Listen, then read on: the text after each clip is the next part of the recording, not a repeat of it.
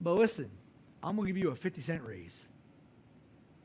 Because if you did your job correctly and you did what you were paid to do, I'd be like, no problem, right? Well, I would as a boss because I'm a super awesome boss. But that's just me. Anyway, I'm just kidding. But really, some of the boys would come up to me and ask for a raise, like, and they're like doing horrible work, showing up late, and I'm like, well, no. I would love to bless them, but they haven't put themselves in a position to be blessed. You see what I'm saying? And oftentimes, that's the way it is with God. See, what he talks about is the crops only yielded half of what they were supposed to. And the crops did not yield. The trees did not yield. The pomegranates, they all suffered. Oh, they produced some, but man, I wanted them to produce all, but you guys were not doing what you should be doing, so I had to hold back. But listen, get back on track, and guess what? Oh, man, you're going to be bringing zucchini and tomatoes to church because you're going to have so much. I'm going to bless abundantly. There's some zucchini over there, some really good ones if you want. But the crops only yielded half of what they were supposed to. And then what this means earlier, it says in verse 14 that everything is unclean. You see, everything is unclean because you guys aren't living right. And so I can't bless this because everything is unclean.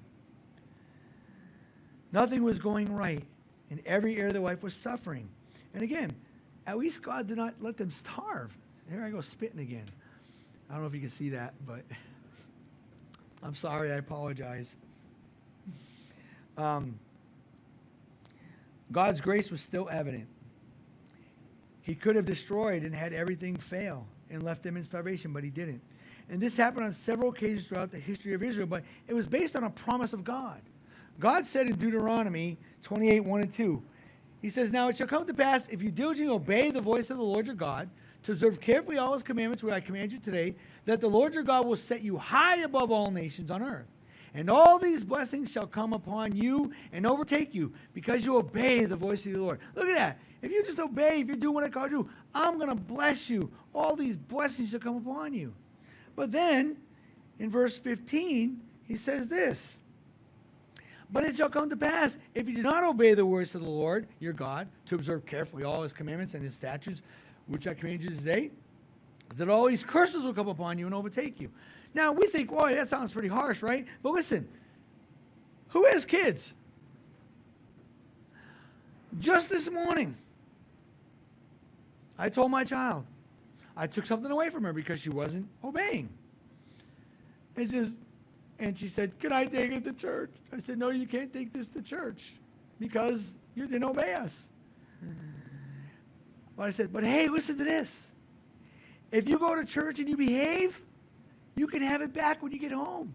We understand this. We understand this. We tell our kids the same thing. If you do this, you can have this. If you don't do this, go to your room.